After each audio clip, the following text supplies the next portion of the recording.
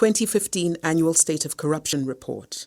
The cost of corruption on the economy, politics, and service delivery in Zimbabwe, 2000 to 2015.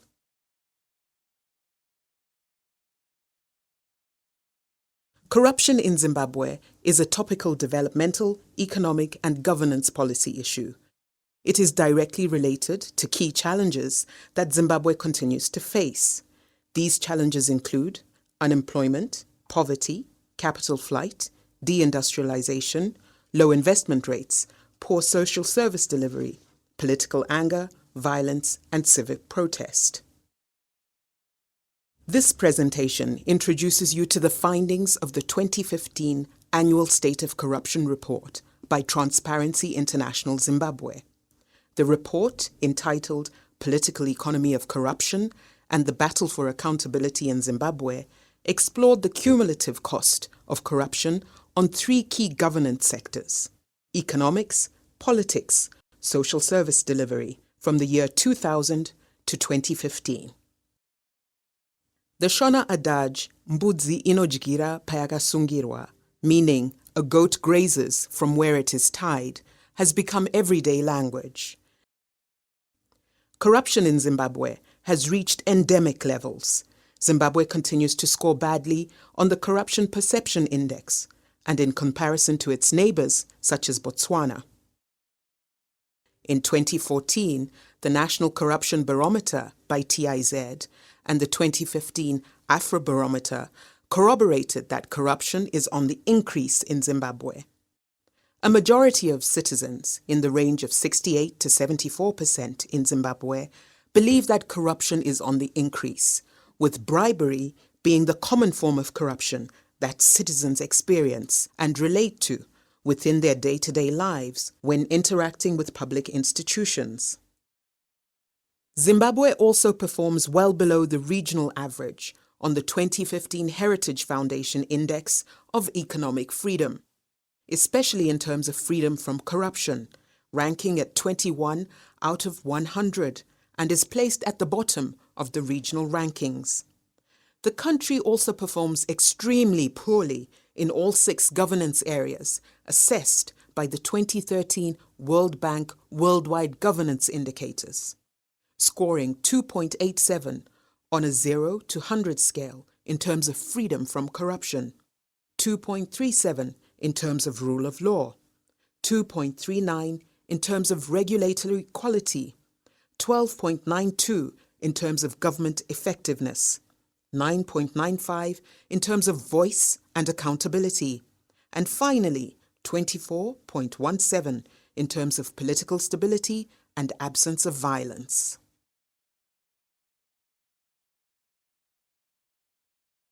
The most prevalent forms of corruption in Zimbabwe are at the grand and petty levels.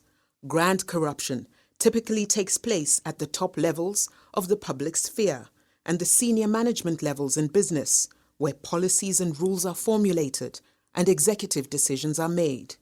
It also often involves large sums of money. The majority of perpetrators of grand corruption in Zimbabwe are political actors with political backing and influence. Grand corruption is best understood from the context of factional and predatory politics. Due to factional fighting in Zimbabwe's ruling party, ZANU-PF, a series of scandals have been exposed by political players to discredit one another. These scandals and allegations have only surfaced as a result of political infighting. In most of the grand corruption scandal cases, the alleged actors are rarely prosecuted. On the other hand, petty corruption refers to everyday abuse of entrusted power by low and mid-level public officials in their interactions with ordinary citizens, trying to access basic goods or services from hospitals, schools, police departments, and other agencies. Bribery is the main form through which petty corruption manifests in Zimbabwe. An analysis of bribery in Zimbabwe shows an indication of systematic institutional flaws and weaknesses. The data from the Business Transactional Corruption and the TIZ National Corruption Barometer therefore shows that a number of public institutions have been captured by the individual and personal accumulation interests of bureaucrats colluding with citizens and business. These institutions are also in a weak state because they no longer have the capacity for self-introspection, regeneration, and reform. Vertical accountability without corresponding horizontal accountability has made public service institutions and regulatory bodies more opaque. Bribery in Zimbabwe reflects that the costs of legal compliance are higher than the costs of bribing, both in terms of monetary value, time, and ease of obtaining a service. This report seeks to show that bribery, which is common in Zimbabwe, also reflects an anomaly or dysfunctionality of government in the pay structure of public servants, where the motivation of demanding bribes is often to supplement the infrequent and low salaries. While on average, most low-level civil servants earn about $500 or below, this amount is not enough to cover crucial monthly expenses, such as rental, which in Harare is on average $80 to $120 a month, family grocery, $100, transport, $100, water and electricity bills, $100. Add on top of that medical aid, educational fees, motor and other insurance, essential social safety nets such as funeral cover, as well as social obligations such as securing a permanent home and saving enough to provide financial security. There is a negative relationship between per capita income levels and corruption in Zimbabwe. Higher levels of corruption induce much lower per capita income levels and FDI flows. In addition, there is a negative association between private domestic investment, PDI, and corruption in Zimbabwe. This implies that corruption seems to be detrimental to private domestic investment in Zimbabwe. A negative relationship between savings and corruption exists in Zimbabwe, meaning the higher the level of corruption, the lower the domestic savings. Quite clearly, lower levels of institutional quality are associated with higher levels of corruption.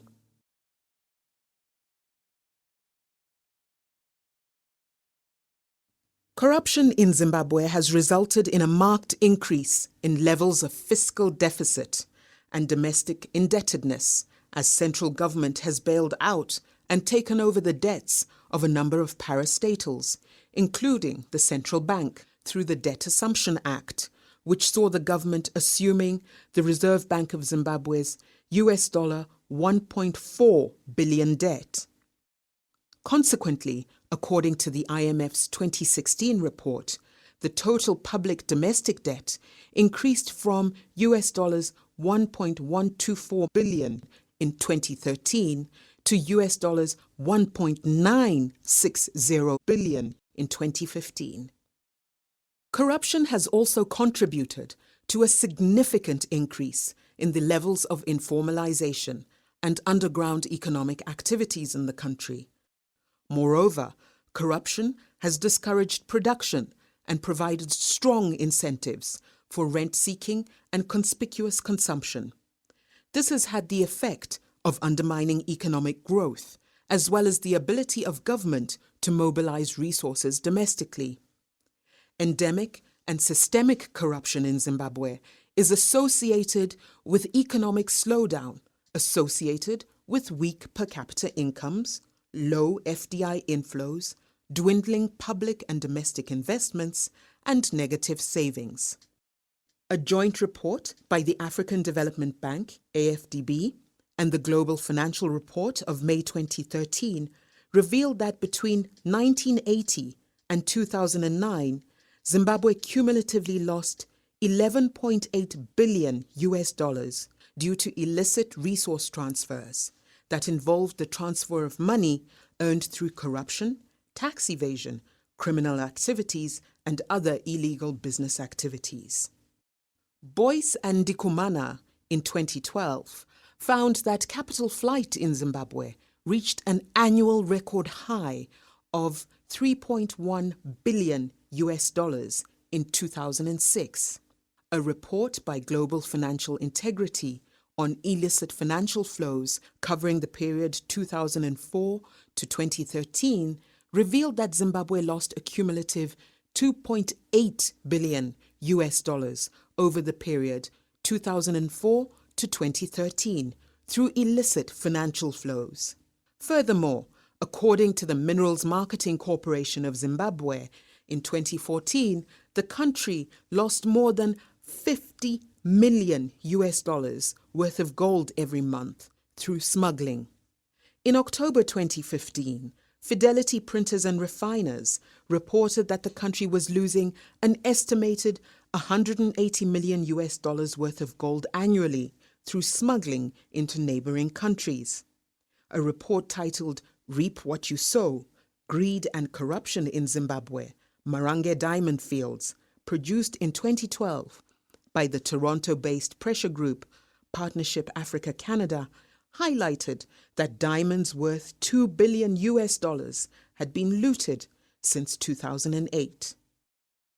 Poor corporate governance in the financial sector has led to a collapse of a number of banks, most of them having failed during the period 2003 and 4, when 10 of them were placed under curatorship, 2 were placed under liquidation, and 1 discount house was closed, resulting in a loss of jobs.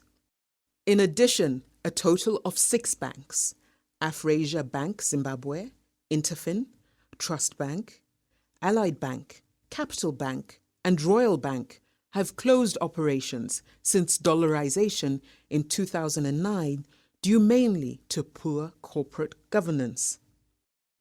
Depositors are currently struggling to recover funds amounting to more than $115 million after the collapse of Trust Banking Corporation, Genesis Investment Bank, Royal Bank, Interfin, Capital Bank, and Allied Bank.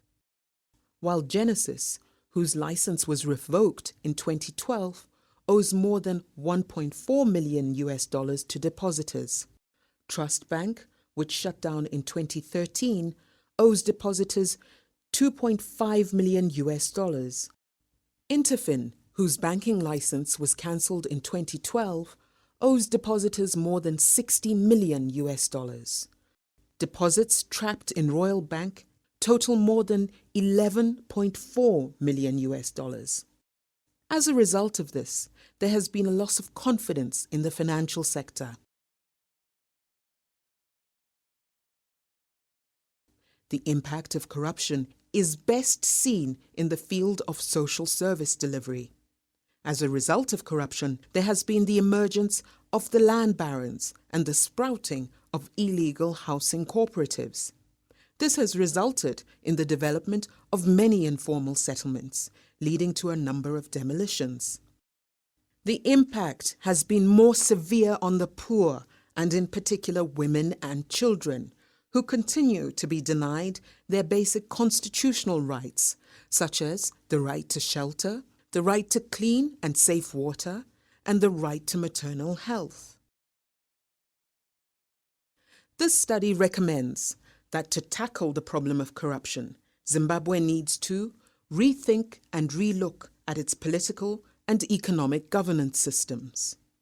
More so, the study shows that the best way to deal with the ever-growing petty-level corruption is through reducing the cost of compliance. This will in turn disincentivize the culture of paying bribes to speed up things or guarantee service. The reform at the Passport Office provides a learning case study. The study also recommends that, to fight corruption, there is need for cultural change. This change should take place within the political body, institutional levels, business practice, and individual levels. The fight against corruption can also generate positive results if the state allows state institutions to operate independently and if they are well resourced. The study applauds the work by the Office of the Auditor General in exposing the rots and calls upon other anti-corruption value chain actors to take up their roles. The study strongly believes that the only sustained long-term solution to the problem of corruption is likely to come from economic development, which is likely to result in providing good remuneration, conducive working conditions to politicians and public servants and civil servants.